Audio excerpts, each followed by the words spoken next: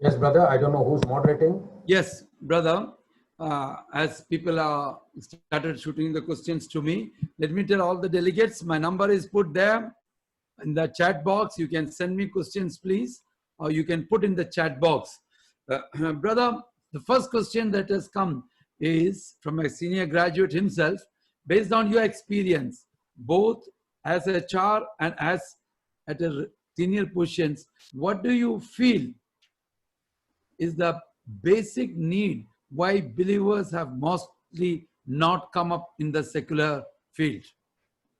Well, the basic reason, you have also said it in your example in the beginning, and I'm also concluding. The basic thing is they stop taking themselves seriously. They think that the fact that they got the job is the end of life. मेरे को नौकरी मिल गया, praise the Lord, fantastic, that's it, retire होना चाहिए. You know, I mean, that is the extreme mentality. They tend to become complacent.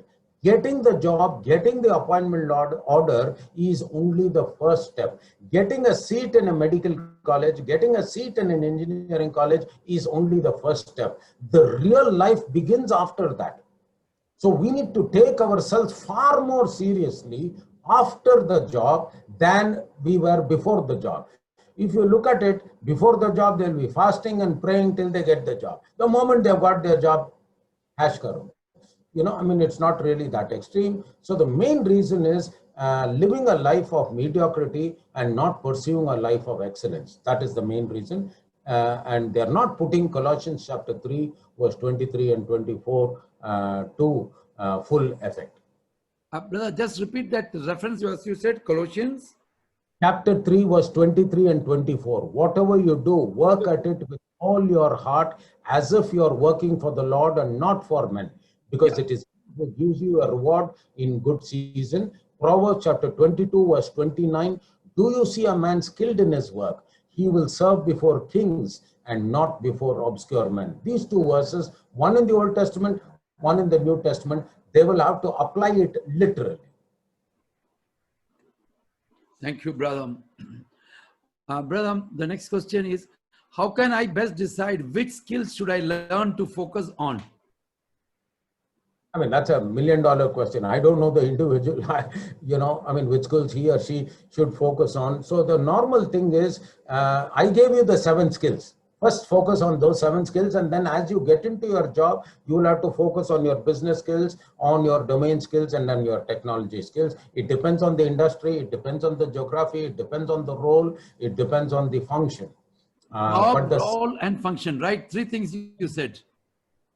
You said 3 things. Depends upon your job, your role, and your function. Yes.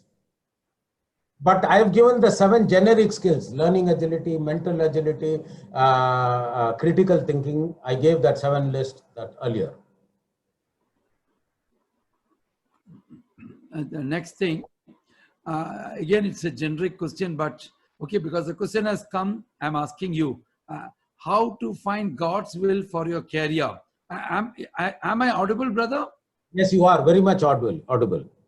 How to find God's will for our career? That is a wonderful question. Since it is a generic question on finding the will of God, I will give you a very nice way, very biblical way of finding the will of God. I learned it in my early days, and I'll give you a biblical reference. Colossians chapter 3, verse 15, 16, and 17. So if you look at Colossians chapter 3, verse 15, 16, and 17, it says, whatever you do, first of all, it says, let the peace of God rule in your heart. So the first guide to finding the will of God is the peace of God. Now, the precondition for all this is you must be having a regular and a consistent walk with the Lord. The moment you have a regular and consistent walk with the Lord, and then you say, is my peace being disturbed? As I pursue in a particular career direction, or I pursue in a particular academic direction, is my peace disturbed? So that's the first thing. Let the peace of God rule in your heart. The second thing, in Colossians chapter 3, verse 16, it says, let the word of God dwell in you richly. So the second guiding principle is, what does the word of God say? And I can tell you, brother, whether I read in Genesis or whether I read in Revelation, anywhere through, as long as I'm having a consistent quiet time, God will speak to me. He will speak to me through the book of Ezekiel. He will speak to me through the book of Proverbs or through the book of Colossians or Psalms or major prophets, minor prophets. God will never leave his child unattended and unguided. Okay, so the second thing is the word of God will guide you. First one, peace of God will guide you. Second one is the word of God. And the third one, Colossians chapter 3, verse 17 says, and whatever you do, do it all in the name of God, whether in word or deed. Let the name of God be glorified. So the next question I would ask is, in pursuing a particular academic career or in pursuing a particular profession, is the name of God being glorified? And that is a guide that is there. In accordance with this, the same thing, Isaiah chapter 30, verse 20 and 21 is also another good words. And what does Isaiah 21 and 21 says? It says, even though you've had the bread of adversity, your teacher will be hidden no more. Whether you go to the left or to the right, you will hear a voice behind you saying, this is the way, walk in it. So if you are going in the left and that is the wrong direction, you will hear a voice of God saying, this is the wrong way. And if you are going in the right way and that is the right way, and you'll hear the voice of God saying, this is the right way. God will guide you on a continual basis. So the peace of God, the word of God, and the name of God, and as you move, God's voice will guide you. Only thing is, are you sensitive to hear the voice of God? Are you alert to hear the voice of God? Or are you dulled with your own conscience being smeared, conscience become insensitive? See, I'll tell you one thing. Our ear, many times we can't even hear some of the ordinary things because there is wax in it. In exactly the same manner, we need to tune and clean our spiritual ears so that we can hear the voice of God, even in a crowd, even in a noise, even in a confusion. A child of God who's in tune with the word of God, with the peace of God, and with the name of God will hear the leading, definitely. The next question is, brother, what is your suggestion to move the domain or department after having 12 years of corporate experience? Well, I'll give you, I moved my domain or expertise after 22 years. 22 years I was in sales and marketing. And the 23rd year, I got frustrated. What is this in sales and marketing? 90% of the time we'll have to tell things that are not even there in the product. Of course, I'm being faithful in the product brochure or the product briefing. But I know that most of those capabilities, as long as it was a product, it was okay. But the moment I was selling services, there were a lot of aspirational statements that were mentioned. So I took a policy decision that I'll not be in sales and marketing. So I wanted to take a change into getting into people development. I, took a change. There is no problem. Only thing is, whatever is your dream next job, make yourself ready for that before you go and apply for it, while you are in your old job itself. So while I was in my old job of sales and marketing, I was reading up, I was getting myself certified into psychometrics, into professional assessments, into leadership development, into management development, into executive coaching, and so on. And so finally, when there was an IJP in the company, internal job posting, I offered myself to go there. They looked at me and they said, okay, you're 60% ready, move on. We'll evaluate you at the end of the year. At the end of the year, they evaluated me. And for the last 15 years, I'm in my new role and growing very successfully. There is no problem. Only thing is, you need to reskill yourself for the new job while you're in the old job. And this is something like refueling a plane while it is in flight. You will have to do that. You will have to learn to recertify yourself, and it is possible. And in many organizations, they give you cross-functional rotation, but they only give you that cross-functional rotation when you are prepared for the new job in some capacity, anywhere between 30 to 40%, and then they will reskill you depending on the organization's policy for the rest. This question needs to be answered. Is career more important than ministry? Well, that is a big problem with that person who has asked it, They're differentiating career and ministry. My motto is, let your career be the carrier of the gospel. Your career itself is your ministry. Your ministry is your career. The two are the same. We cannot say that career is separate and ministry is separate. If that is the case, then all of us will have to give up our jobs and do only ministry. this so-called ministry. In fact, many people come and ask me, brother, you're so gifted, you're so talented. Why don't you get into the ministry? I said, what's wrong with you? I am already in the ministry. And the person is saying, brother, how can you be in the ministry? You're working for the Tatas. I mean, this is when I first made that statement. I said, listen, what do you mean to say that working for the Tatas is not ministry? Then he said, no, you mean to say only working for the church is ministry? I said, what wrong conception you have? I mean, look at it this way. Whom did the Lord Jesus choose as his disciples? Did he choose the Pharisees and the Sadducees? He chose the fishermen. He chose the tax collector. He wants us to be from the working world so that we can go back and reach the working world. So this ministry and career confusion comes on only EUEG of kind of a context where our doctrines are very confused. Let us not differentiate career and ministry. A student's best ministry is for him or her to do his or her job very well. Take the case of Daniel. Do you think Daniel was doing ministry or not? Do you think Nehemiah was doing ministry or not? Do you think Esther was doing ministry or not? Do you think Joseph was doing ministry or not? Do you think only the prophets were doing ministry? What wrong doctrines we have in this world? I mean, we think only Isaiah, Jeremiah and others were doing ministry, whereas all these other Joseph, Nehemiah, Daniel and all were not doing ministry. Were they men of God or not? We need to understand wherever God has placed us, we need to be faithful servants. Acts chapter 1 verse 8 says, you shall be my witnesses when the Holy Spirit comes upon you. And the word witness is, martyros. That is, you can end up even becoming a martyr. But the English language meaning of the word witness is to be a faithful representative or to faithfully reproduce what you have seen and heard. So you need to be a witness in the marketplace. And that is a ministry. For me, my ministry is being in the marketplace. There are some of us who will never get an opportunity to ever go to the Tatas or the Ambanis or the Birlas if you are a pastor. I can guarantee that. But God has given you the job of a project manager, of a marketing manager, of a production manager, of a sales director, of a project director. Through that job, do your ministry. Don't confuse the two. We cannot ever separate ministry from our job. Profession and ministry are the same.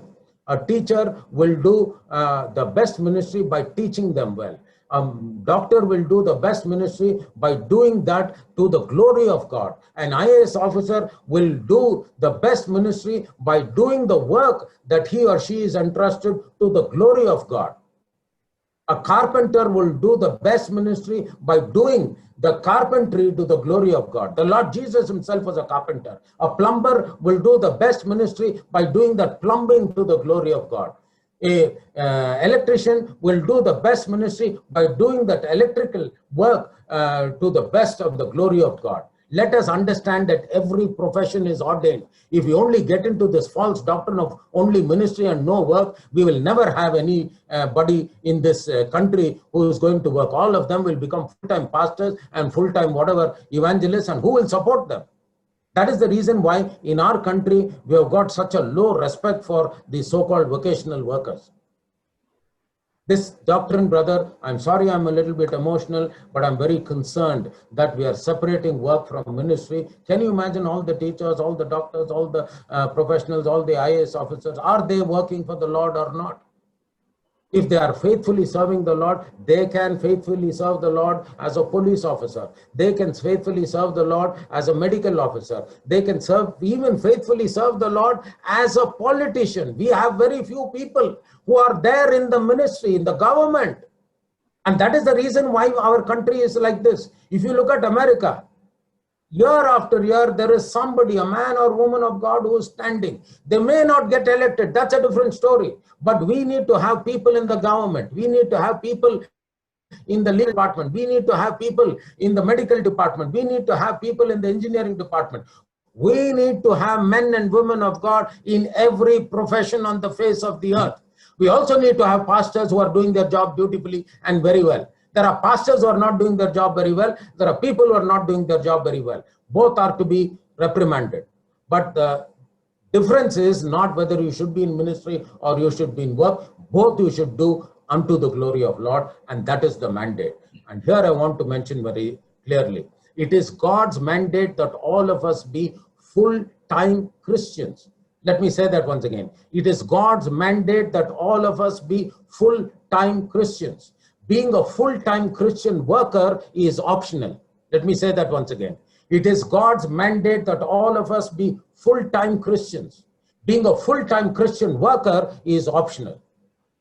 So you must be a full-time Christian as a teacher, as a doctor, as an engineer, as a project director, as a medical officer, as a manager, as a software programmer, as an IAS officer, as an IPS officer. Everywhere we need men and women of God who shine for the glory of God. Our country has not seen examples of that. And that is the reason why we are thinking, okay, leave all this and go into the ministry. Who will support you? And I'll tell you the kind of laws that we are getting, with the kind of restrictions that we are getting on foreign funds, we will never be able to sustain even the little ministry that is going on. Because even after over 2,000 years of receiving the gospel, we are still dependent on foreign resources.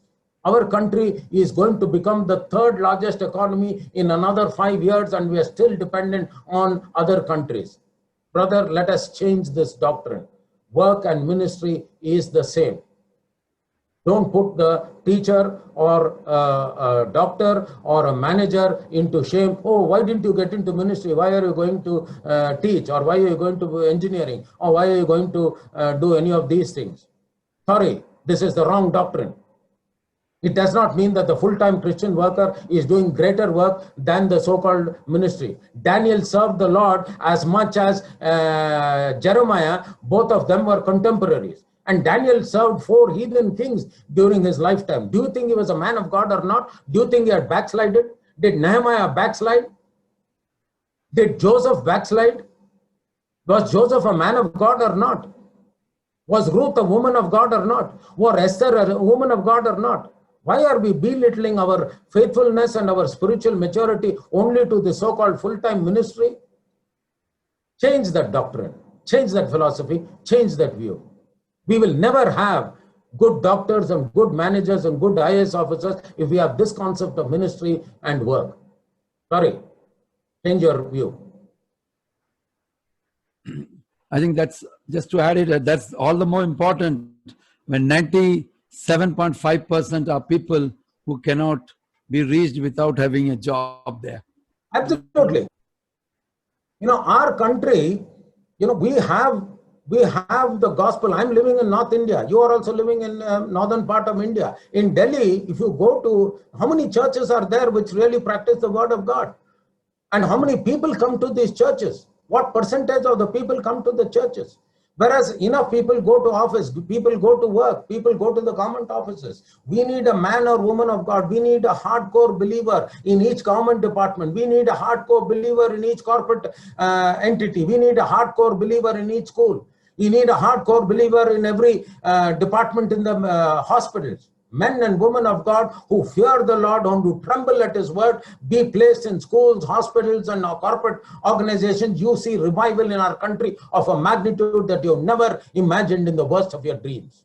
That is what is going to happen. It is because we have belittled the so-called ministry into work and say, oh, the people who are not faithful, the people who are in ministry are the ones faithful. Gone are the case. Every profession is a ministry, brother, sister. Please understand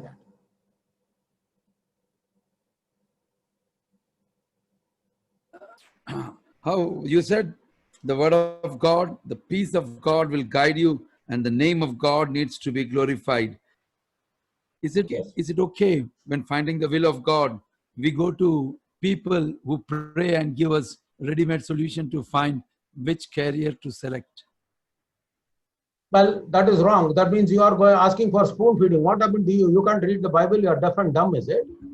Why do you go to somebody else who's giving a ready-made solution? What happened to your word? What happened to your Bible? You read it, no? See, gone are the days where we used to get instructions through somebody else. Today, I have access to the Bible. I can read the Bible myself. I can supplement it with mentors. I can supplement it with my pastor. But God gives first-hand instruction directly to you. You read your word. You have your quiet time. You don't go and ask the pastor, Pastor, what does God speak to you about me? That is stupid. You ask God, Lord, what do you want me to do? Don't ask the pastor, what does he want you to do? Or the mentor or some Bible study leader. They are there to guide you. But you should have a direct relationship with God. And that is very important. If you don't have a direct relationship with God, then no other ready-made solution will help you, because that ready-made solution, if it is not acceptable to you, you will reject it. You need to have a direct, growing relationship with the Lord, and that is very important. As the company is shrinking with job losses and very few employment opportunities, do you advise that if there is an urgency, we work on an unpaid basis? Well, if the company says so, you work on an unpaid basis. As I am talking to you, brother, there are several believers and of course unbelievers who have got promotions in their job in this COVID situation. Take me, I am age 62. I am more than retired. I have got a job now at a far higher salary than what my corporate salary was. Now, I'm talking about now. For the last 2 months, I'm going for business transformation work. So don't think that work has come down. Work will be there, provided you are there where the skill sets are required. So, but there are companies with job cuts, there are companies with pay cuts, okay? So you retain your position with whatever, if the company asks you to tide through this. I have one situation and I can tell you, when I was the senior vice president in HCL Technologies, in the year 2008, 2009, that was the time of the Lehman Brothers crisis. Okay, in a services industry, 60 to 70% of the cost is manpower cost. And about 30% is the other infrastructure cost and everything else.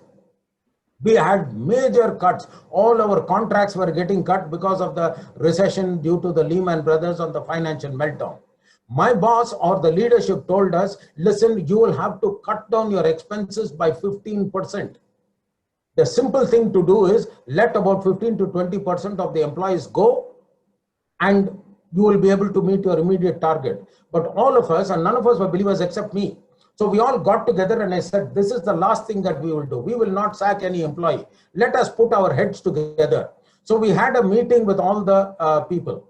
So we had a meeting with all the vice presidents, and then we said, listen, let us see what are the wasteful expenditures that we are having in the office. In the afternoon, we had tea, snacks and all that. Let us cut it down. In the IT industry, it's very common for us to give t-shirts for every quarter, cap and laptop bags and all that. We said, okay, we will cut that down. We ourselves were all eligible for business class travel and first class travel. We said we will cut that down. We also said we were eligible for all these 5-star hotels when we are going to customer visits and all. We will cut all that down. We went on cutting all our privileges, all our perks. We ended up with about 18% cost saving without sacking any employee. Without sacking any employee.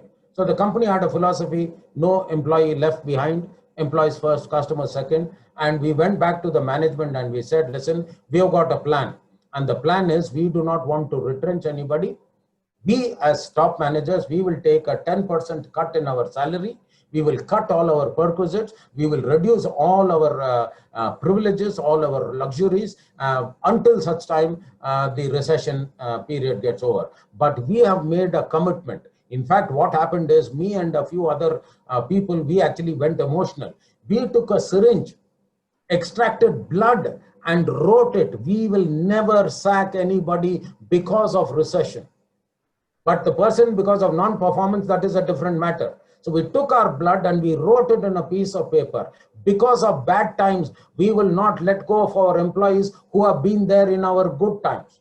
And we wrote there and we made a commitment. And that commitment still stays.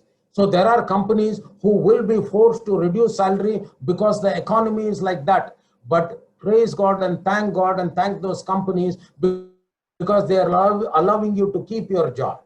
So it is important for us to have an attitude of gratitude rather than attitude of bitterness and say, oh, they cut my salary, oh, they did that. Have an attitude of gratitude. I'll give you one other example. I'm also teaching in business schools. So in February, I finished a course in one of the leading MBA institutions. After that, by that time, they had already got placed. And then immediately after that, COVID happened. Out of the 26 students, 22 of them got back letters from their companies which had employed them saying business situation is uncertain and therefore your date of joining is uncertain. While we have given you a letter of offer, we are not in a position to confirm the date of joining. So please ignore that earlier date of joining, which was the 1st of June, which was about 4 months ago. So all these students, they got very dejected. They wrote to me. I said, listen, do one thing, just write to them saying, sir, thank you for letting us know that the date of joining is deferred. So I told all of them to get into continued learning. There are a lot of courses in Coursera, Udacity, Udemy, edX, and so on. So I said, subscribe to some of the courses in line with the job that you have been offered and start skilling yourself. And after about one level of certification, write back to the same company saying that, sir, thank you for letting us know that our jobs or our joining date is delayed. But meanwhile, we are not sitting idle or we have not gone to our hometown. We are actually reskilling ourselves. And these are the certifications that I've got. Out of the 22, 18 of them got back earlier joining dates. They said, thank you. These are the skills that we would have imparted with you if you had joined. Now that you have got these skills, please come and join earlier. But in the fixed and variable, we will not be in a position to give you a variable salary. Come and take your fixed salary. And because you're not even going to come to office to work because of the COVID situation, please work from home and continue to learn from home and get onboarded. And so you can get your job, and these people are very happy. And they're happy that I gave them that advice. So it's very important that we have an attitude of gratitude. Our primary employer is the Lord. Colossians 3:23, 22, 23, 23 and 24 says, work as if you're working as unto the Lord. Study as if you're studying as unto the Lord. Our Lord will take care of us as long as we have an attitude that pleases God. Proverbs 16. Verse 17 says, if the Lord takes pleasure in a man's way, he will make even his enemies live at peace with him. Let the Lord take pleasure in our way. And that is most important. The next question, if your workplace has hire unfair bosses and lazy colleagues to work with, it's hard to work and then you slowly tire out and soon give up. How would you take this as a challenge? Oh, that is the real challenge. John chapter 16 verse 33 says, I have told you these things so that in me you will have peace. In this world you will have trouble. In the last 40 years of my life, I've had similar situations where I thought the bosses were lazy, the bosses were unfair, my colleagues were unfair. But that is the situation that we are in. Right from the time when I started my career in 1981 till today, 2020, this has been the situation. This is the rules of the corporate world. This is the rules of the game. If everything was going fine, then you don't need to be worshiping the Lord of Lords and the Savior, the God of gods. It is because we are sent as sheep among wolves, do we have to depend on the Lord on a continual basis. Yes, it is true that we have unfair bosses. Yes, it is true that we have uncooperative colleagues. That is true. I have seen that. But that doesn't mean that you will be uncooperative. That doesn't mean that you will be unfair. You do what you have to do. It is difficult, it is demoralizing because we are human beings. But that is where we draw strength from the Lord. Paul said, I gave up is what he says, because God said, my strength is manifest in your weakness. And I have had those situations where I've got discouraged because of my unfair boss or of my unkind boss, or I've got discouraged because of my non-cooperative colleagues. That is when my dependence on God increases. It also depends that I need to work that much harder. Sometimes I find because of the discrimination that is there, I have to be working twice as hard to be considered half as good. Let me say that once again. Twice as hard I need to work to be considered half as good. And I'll give you a situation which many people will be able to realize. When I came to Delhi in 1981, You know, people all considered Madrasi aa gaya.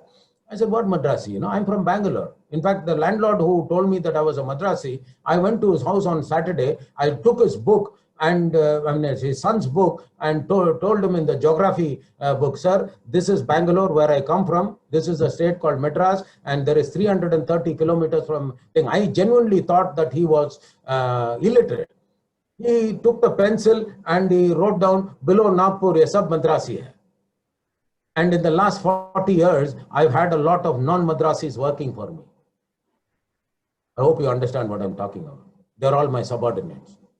Not because I'm a Madrasi and they're a non-Madrasi, that is because I have made myself more competent. Competence is what is necessary. So if you have uncooperative colleagues and you have a thing, you work harder. And I've had situations many times where I've had to work twice as hard, even to be considered half as good. But in a corporate setting, I can tell you one thing, no fair company will ever let go a hardworking employee unnoticed beyond 2 appraisal cycles. He or she, his or hard work will get recognized. Your unfairness of your boss and the non-cooperativeness of your colleagues will get noticed, but it may go in hiding in 1 or 2 appraisal cycles, but beyond that, it will be found out. Okay. These days, people switch their jobs within short period of time. Is it good to switch frequently for the promotions? What do you suggest regarding switching? I'm just saying, definitely frequent switching, definitely not good. In the last 40 years, I worked for only 5 companies, 14 years in HL Technologies, 10 years with the Tatas. You know, many people can say, what happened? You did not get a job. I got many jobs. I don't want to jump. You know, you don't have to jump at every opportunity, you know, loyalty. And particularly in the COVID situation, you leave jobs, you get what is known as the last in, first out principle. So when companies are removing their employees, they'll remove the most recent employee. So if you don't have longevity in the company, you will not be considered worthy for senior management promotions. Yes, you may get a temporary jump or a job title hike when you jump, but if you keep on jumping, you will never acquire skills, you will never acquire competence or expertise in any domain area.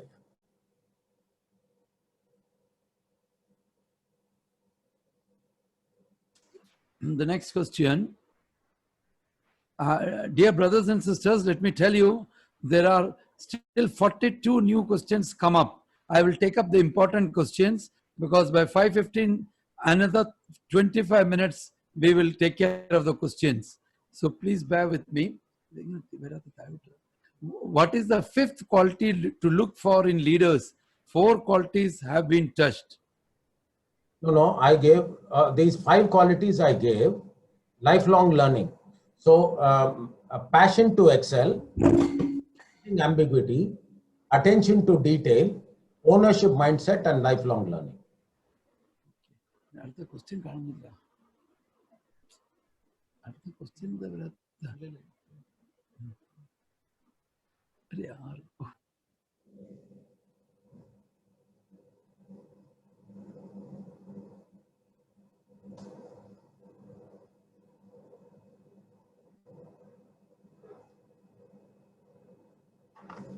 The next question, do we get this lecture recording? We will get the recording. It's being recorded and it can be passed later to all of you. Joel.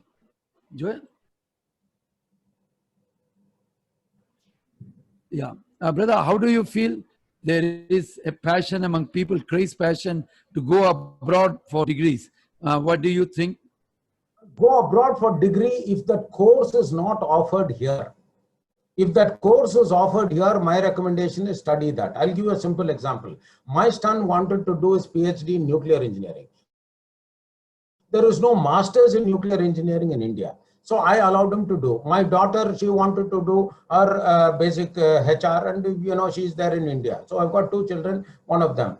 Going abroad for education is no problem, provided that skill or that competence is not available here. It is extremely costly. But if your parents can afford, fine, you can go ahead with that. There is nothing wrong with that.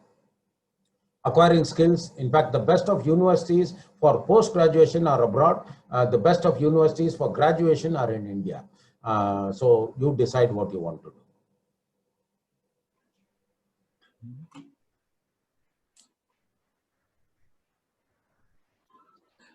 Yeah. Okay, anyways, a supportive statement somebody has written, there is no sacred and secular job. Every profession is a calling from God. Be excellent in what you do. Okay.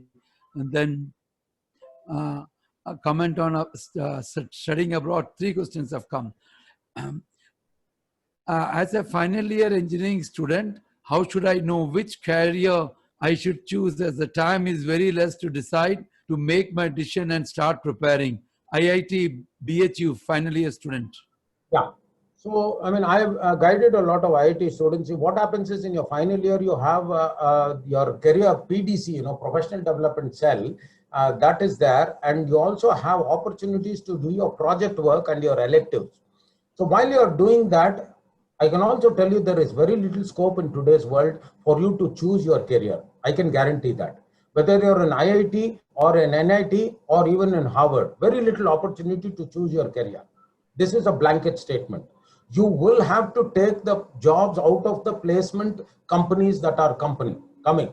And many companies have, many institutions have got a placement rule that you've got selected in one job, you cannot even appear for another job. So there is no question of you doing that, being selective.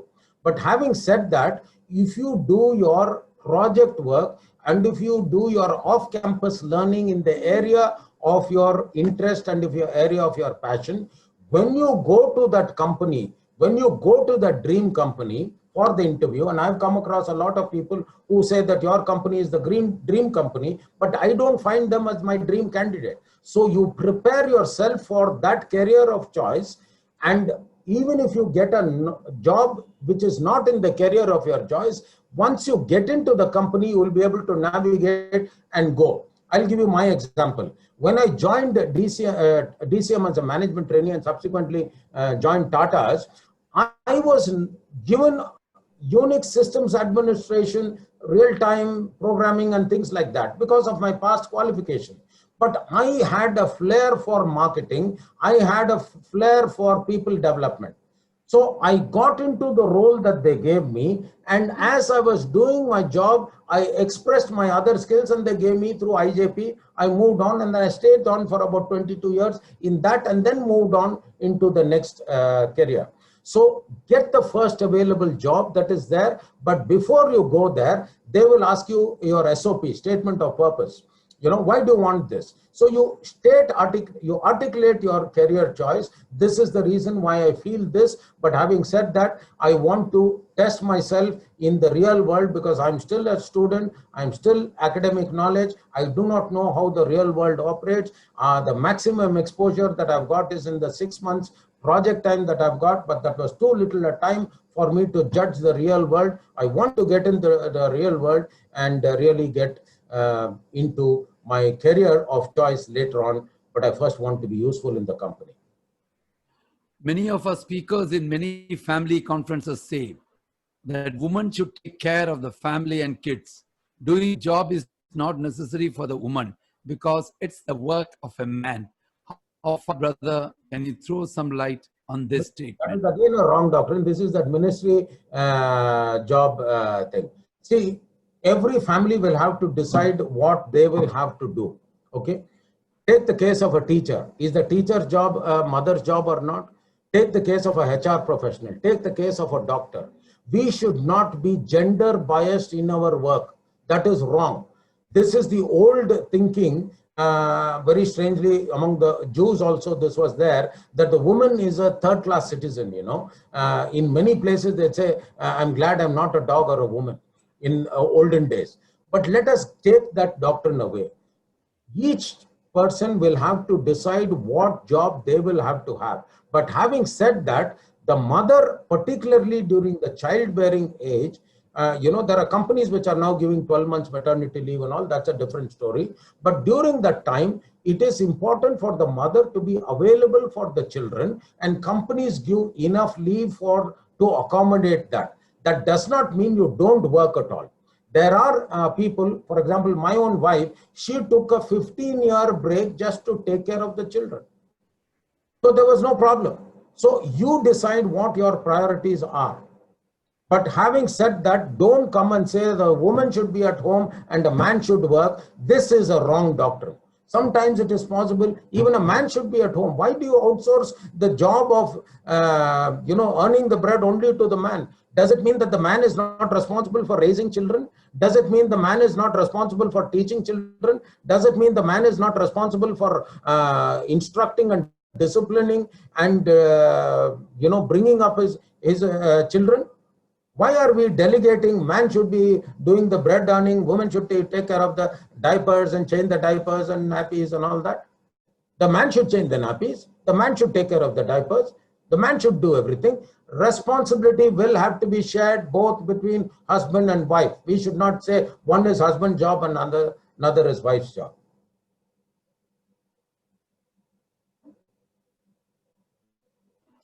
Next question. Recently, IITM started degree program. What do you suggest to do that course if we have completed engineering and having 12 years of experience? IITM? Yes. I think this IITM is... Is it Indian Institute of Technology, Madras? No. It's not IIT Madras. It's IITM. I don't know which college is this. I don't know what that is. Okay. Kindly suggest some websites where I can learn and upskill myself. Well, I mean, go to MOOCs, MOOCs, MOOCs. There are enough public domain courses that are available. Udacity, Udemy, Coursera, edX. These are all places where you can do free courses. And, after you achieve a level of certification, you can do advanced courses by paying something. Is it wise for a family to live apart, spouses living in different places due to jobs and careers? No. For a temporary period, yes, if it is unavoidable, but for a long period, definitely not. Definitely not. You should take a call. You should wait on the Lord and you say, listen, is my career more important or is my family more important? I've had many situations of people like this. 3 casualties happen. First casualty is the children. They are split. They have gone crazy. Second casualty is their own personal life. And the third casualty is their spiritual life. I've had many situations where the man or woman becomes unfaithful after long periods of separation. The child goes astray because they do not have any godly example in a parent, and of course their personal life itself is under a huge compromise, and because of all this the spiritual testimony is out of order. As a leader, what are the things you do for people's development? Whether you keep on asking me the same question, I gave you 5 qualities. Yes, thank you. We go to the next question. Brother, it's a personal question. How did you feel being at the top ring of a private companies? Were you comfortable or people always questioned because you are a Christian? I'm sorry, it's a personal question. No, very personal question. I'm glad you're asking me personal question. Well, people would ask me, for example, now when I got into this new role, the first thing that they did was, okay, who is this Anand Pillai? They started Googling me. Who is our new Chief Transformation Officer?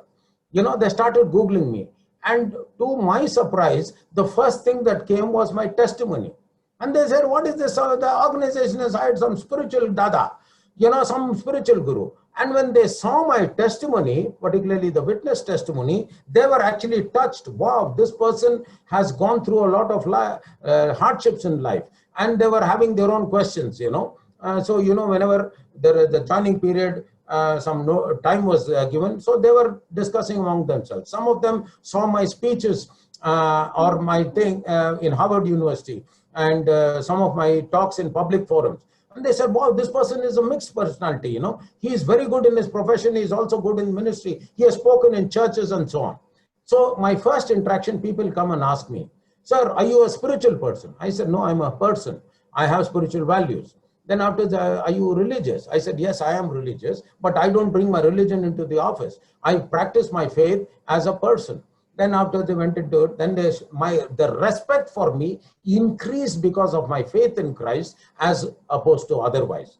So in many of these circles, they don't care whom you worship and whom you don't worship. As long as you're good in your job, they hire you for your job expertise and not for your faith orientation.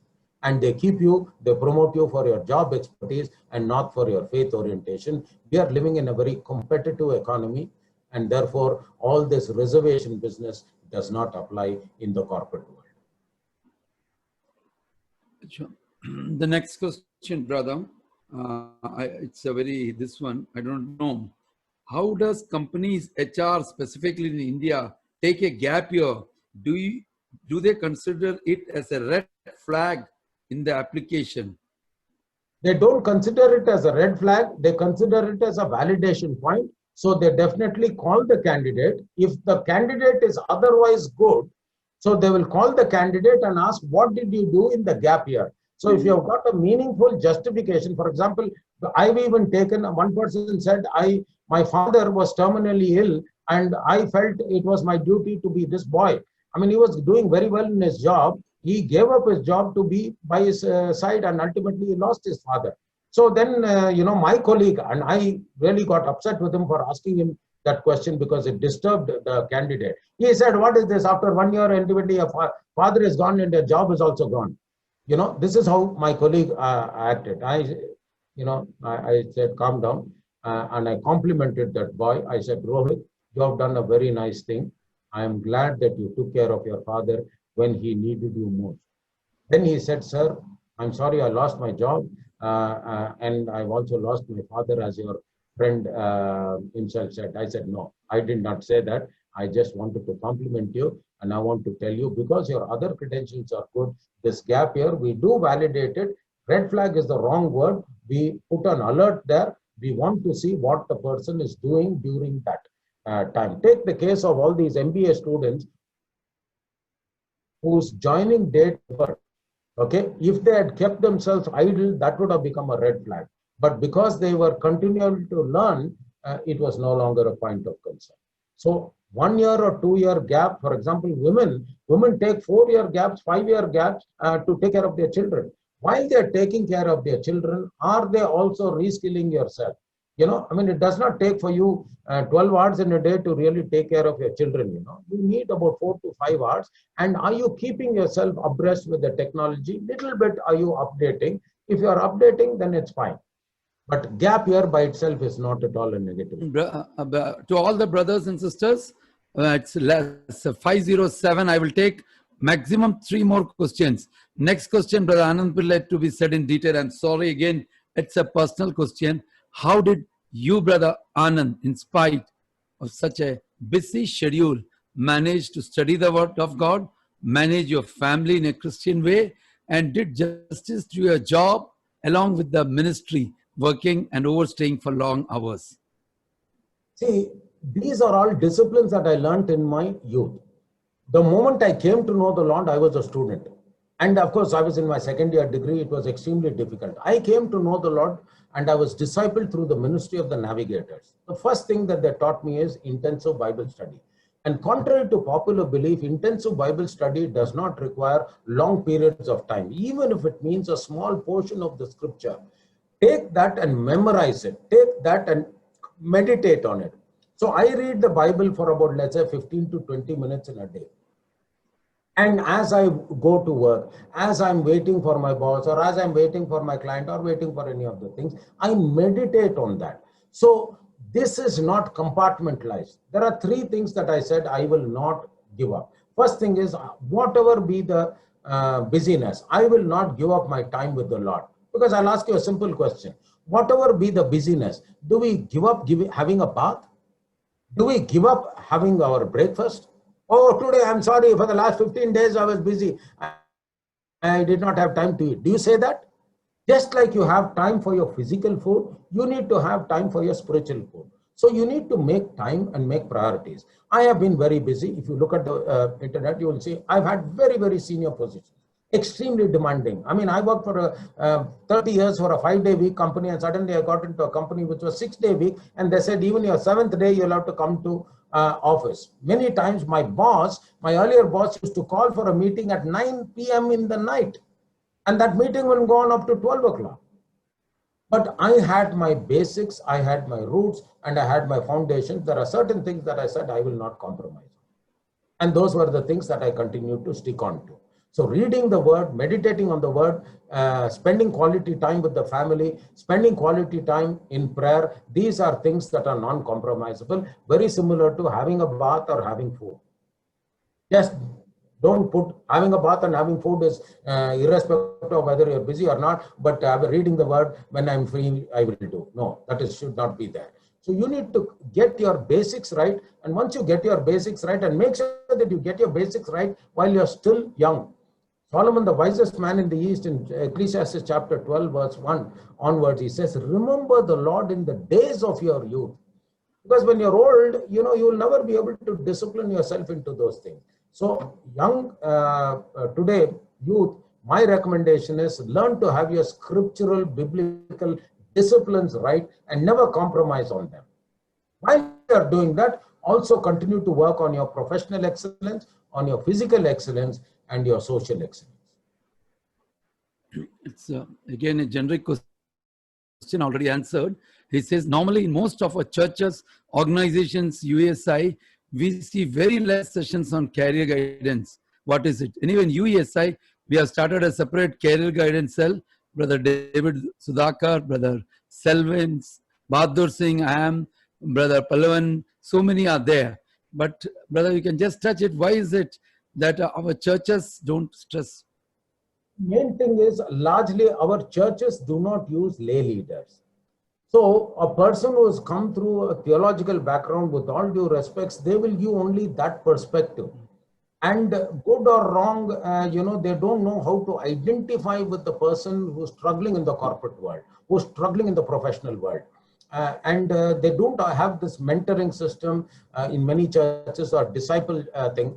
The pastor can continue to control the pulpit as long as they allow the few or allow the congregation to really be guided by other professionals in cell groups, in professional groups, and so on.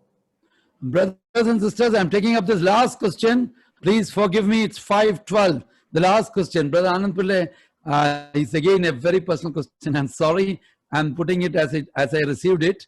At this age of 62, how do you do your health on one side, this high-paid salary on the other, and you are so updated, and how do you manage yourself being so updated? Something about your life. No, okay, we'll come back. But bottom line, see, I don't do that at age 61 or at age 60. I started building this basics right from the beginning. You know, it's very important for us to get these basics. You suddenly don't become healthy or unhealthy. These things have been lingering on. With a high-paying job or a high-stress job or a high-pressure job, once you have your basics, you've got your foundations. Psalm 11 verse 3 says, when the foundations are destroyed, what can the righteous do? I, by God's grace, was able to build my foundations. And I continue to re-establish those foundations. I don't give up on that, even at age 62. I'm going to become 63 in February, you know, but that does not deter me from keeping myself physically fit. That does not deter me from keeping myself mentally fit. That does not deter me from reading. The main reason why I'm continuing to work is not that I need money. By God's grace, more than 15 years ago, if I had to work for a living, I could have stopped living. But I'm continuing to teach in MBA institutions. I'm continuing to work, even though I've got enough money to retire 15 years ago, because I want to keep myself mentally fit. I want to keep myself emotionally fit. I want to keep myself relevant. And that is the reason why I'm touching the real world. I don't want to become irrelevant in society. God has given us by His grace a lot of money for us to live with and wealth to live with. But I am working to please the Lord. I'm working to have opportunities to serve Him and opportunities to keep myself agile. Now, for those people who want to ask me questions, please get into Twitter. My Twitter handle is Anand_Pillai. And through Twitter, you can ask me questions. You can also follow me on Facebook. Unfortunately, I have exceeded Facebook 5,000 friends limitation, but you can follow me on Facebook, and you can also follow me on LinkedIn. But if you were to interact with me, you can interact with me with Twitter by following me. My Twitter handle is Anand_Pillai. But you can also follow me on LinkedIn and Facebook. Several people ask me questions through that, and I even answer there. I have come to 5:15 now, and I want to